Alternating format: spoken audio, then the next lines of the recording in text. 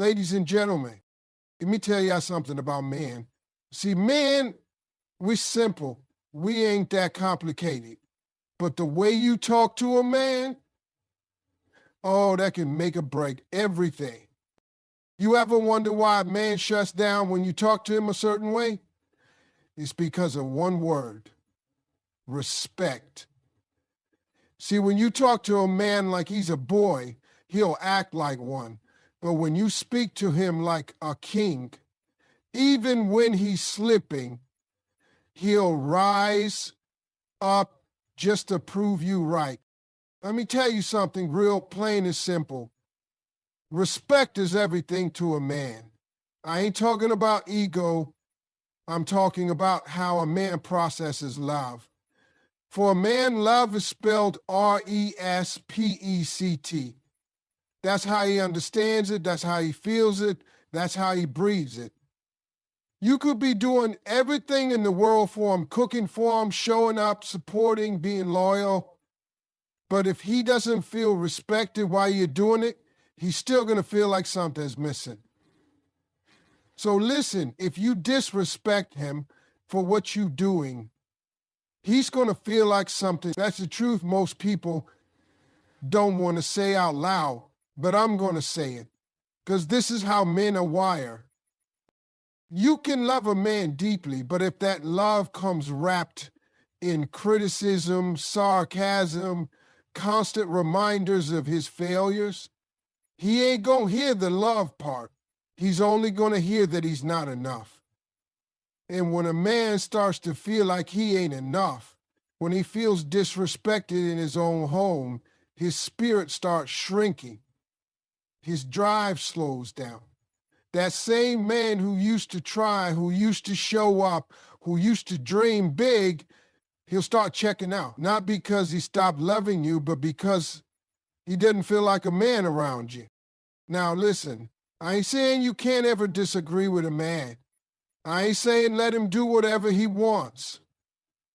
I'm saying it's all in how you bring it to him, is in the tone, the timing, and the intention. When you approach a man with respect, even when you're holding him accountable, he'll listen. He may not like what you say at first, but he'll hear it, he'll process it, he'll think about it when he's driving, when he's sitting alone, when he's trying to get it right. See, respect doesn't mean you lower yourself. It means you recognize how powerful your words are to a man. Your voice is the most important voice in his life.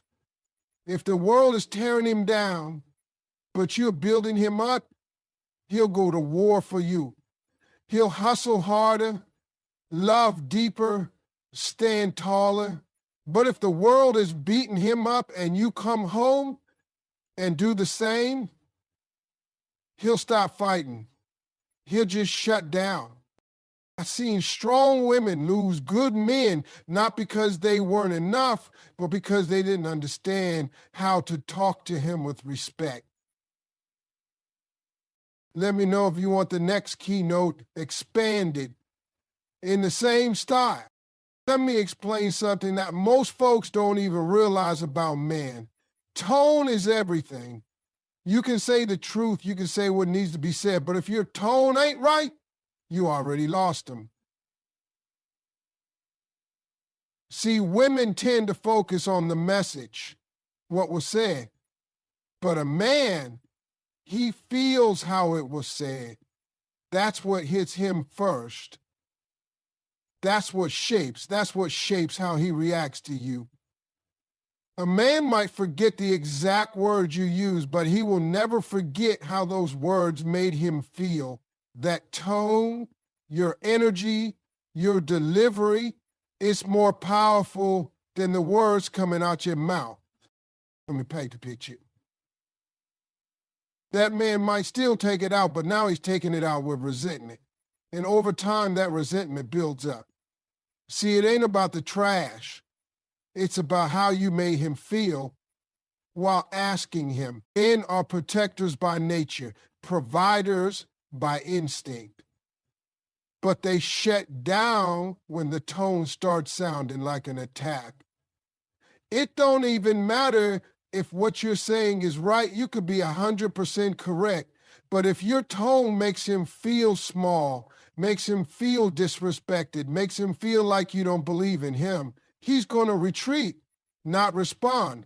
You ever seen a man just go quiet in the middle of an argument? That's not because he don't care. That's because he knows whatever he says back might make it worse. Or he's already feeling like his voice ain't value. That tone you used, that became the wall between you and him. Ladies, if you want your man to really hear you, not just nod, not just go through the motions, but really listen to you, you got to check the tone before you check him. I ain't saying you can't express yourself. I'm saying you got to decide, do you want to be heard or do you want to be right? Because with men, how you say it often decides if you're going to lean in or shut down. The sweetest truths can sound like insults if the tone ain't loving, and the hardest truths can feel like gold if they come from a place of care and belief. When your tone carries love, encouragement, and respect, that man will move mountains to be better. But if your tone carries judgment, sarcasm, and bitterness, he'll either rebel, retreat, or shut down. And none of those get you what you want. Or you want me to move on to the next keynote too? But I'm going to tell you something powerful about men. We don't mind being corrected. We don't even mind being held accountable. But what we do mind is being torn down in the process. See, you can correct a man without crushing him. You can guide him without grinding his spirit into the dirt. A real man knows he ain't perfect. He knows he's going to slip sometimes. But how you handle those moments, that tells him everything about who you are to him. Are you his teammate or his critic? Most men don't wake up trying to fail. We don't walk around hoping to disappoint our women. But sometimes life hits us hard. We mess up. We miss the mark. And in those moments, we don't need somebody standing over us saying, "See, I told you." What we need is a woman who knows how to speak life into us while telling us the truth. That's the kind of correction a man respects. That's the kind of woman a man fights for. It don't take much to tear somebody down. Anybody can do that.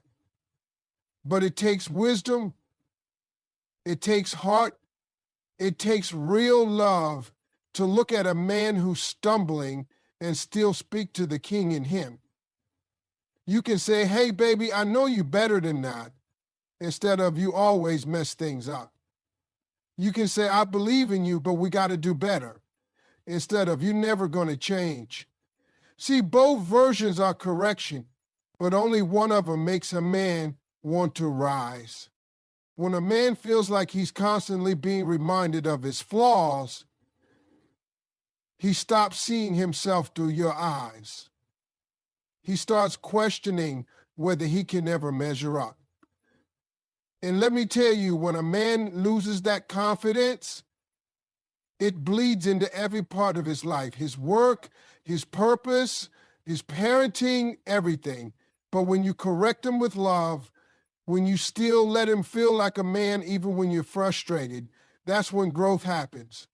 You got to learn how to lift a man while showing him where he needs to grow. Don't take his mistake and make it his identity. Speak to his potential, not just his problems. Because when you uplift a man in the middle of his mess, he'll remember that. He won't forget who had his back when he didn't even deserve it. That's how loyalty is built. That's how trust grows deep. I've seen men walk away from good women because the correction felt more like condemnation And I've seen other men change their whole lives around because one woman believed in him even when she had every right to be mad. That's what it means to correct with love. That's what it means to uplift even when you're disappointed. It don't mean you're excusing the behavior. It means you're calling him to be better, not beating him down for where he is. You want me to keep going with the fourth keynote next? Now this right here, this is where a lot of people get it twisted. See, a relationship ain't supposed to be a competition between two people trying to prove who's stronger, who's tougher, who's in control. Especially when it comes to a man and his masculinity. A man doesn't need you to match his masculinity. He needs you to complement it. That don't mean you got to shrink yourself. That don't mean you got to be quiet or soft-spoken. If that's not you, what it means is don't challenge his manhood just to prove your own strength. Let me break it down. A man is wired to protect, to provide, to lead. That's how he feels useful. That's where he finds his purpose. But when a woman constantly tries to take over those roles, not because she has to, but because she feels she can do it better, what she's doing, even if she doesn't mean to, is pushing him out of his position. And when a man don't feel needed, when he don't feel trusted to lead, he starts to feel like there's no space for him. He may not say it, he might even act like he's okay, but deep down he feels replaced. And that right there chips away at his masculinity. Let me break it down. A man is wired to protect, to provide, to lead. That's how he feels useful. That's where he finds his purpose. But when a woman constantly tries to take over those roles, not because she has to, but because she feels she can do it better, what she's doing, even if she doesn't mean to, is pushing him out of his position. And when a man don't feel needed, when he don't feel trusted to lead, he starts to feel like there's no space for him. He may not say it, he might even act like he's okay, but deep down, he feels replaced. And that right there chips away at his masculinity. Some women think strength means doing everything yourself, and I respect that. A strong woman is a beautiful thing, but true strength also knows when to let a man be a man. You can still run your business, chase your goals, and hold it down, but in your relationship, if you want your man to lead, you have to allow him to. Not because you're weak, but because you understand that partnership is about roles, not ranks. You play your position, he plays his, and together y'all win. A lot of women say they want a strong man, but then they spend their time trying to dominate him, correct him, challenge every move he makes. That ain't strength, that's control. A strong woman knows how to use her power to inspire a man, not compete with him. She knows that her feminine energy isn't a step down, it's a balance to his masculinity. It brings peace, clarity, softness to his hustle, to his storm. Let a man open the door for you. Let him plan something. Let him fix what's broken, even if you already know how to do it. Not because you can't, but because you're allowing him to walk in his purpose. That small space you give him, that lets him know he's needed, that you trust him. And trust me, when a man feels trusted, he'll rise to the occasion. When you start competing with your man and start complimenting him, you'll see a whole different version of him come alive. Not because you step back, but because you step beside him. That's where the real power is. not in trying to outdo him, but in walking with him. Let me expand the fifth keynote next. Let me get something straight right now. Being soft with a man does not mean you're weak. Don't ever get that confused. Being soft is not about lowering your standards or letting stuff slide that shouldn't. It's not about being quiet when something needs to be said. Nah, softness is strategic.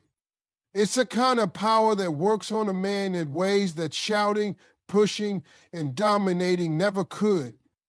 Because a soft approach, it speaks to his heart, not just his ears.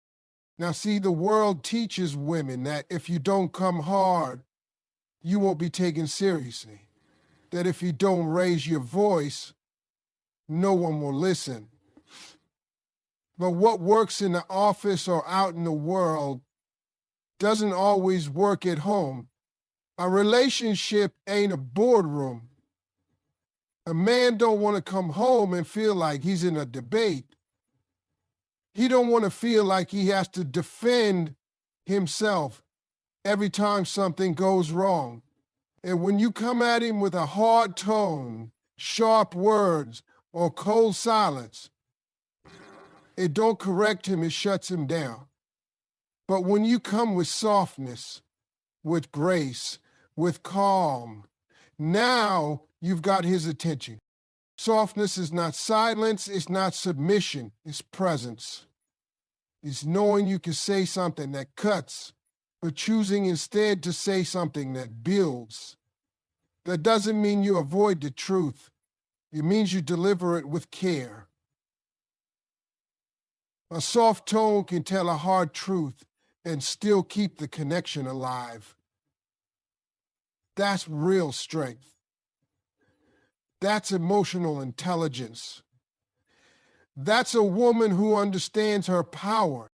A man remembers how you made him feel. He may not recall every word, but he'll never forget the moment you handled him with care when you had every reason to explode. That moment stays with him. That moment teaches him. That moment humbles him. And in return, it makes him respect you even more. Softness allows a man to be vulnerable.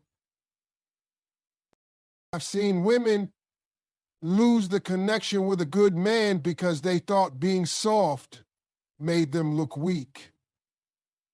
But I've also seen women keep their households together, keep their man grounded, simply because they knew when to lean into their gentle power. And that don't mean they let everything slide. It means they chose love over ego, connection over control. If you really want to influence a man, if you really want him to hear you, feel you, move for you, try softness. Ready for the sixth and final keynote. Let me tell you something that most folks overlook. Words are powerful. And when they come from the right woman, man, those words can build something that lasts a lifetime. I ain't talking about just any woman. I'm talking about a woman who sees the potential in her man, who speaks to it, who nurtures it, not with nagging, not with demands, but with vision, encouragement, and belief. That kind of woman, she can turn an ordinary man into something extraordinary. Not because she gave him money, not because she pushed him every day, but because she spoke to the king in him when the world only saw a worker. You got to understand, men carry pressure every single day. Pressure to provide, pressure to perform, pressure to lead, fix, solve, and protect. But under all that weight, what keeps him going ain't just his hustle. It's the voice he hears when he comes home. If that voice says, "You got this, baby, here, push harder." If that voice says, "I see what you're doing, and I believe in you," then even on his worst day, he'll find a reason to keep moving. That's the power of the right words. Now, let me be real with you. Some women tear down their own household with their mouths and don't even realize it. Constant criticism, always pointing out what's not done, comparing him to other men, speaking to what he ate instead of what he could be. You can't build nothing with that. You can't grow a man with that. You can't build no empire in a house where the foundation is doubt and disrespect.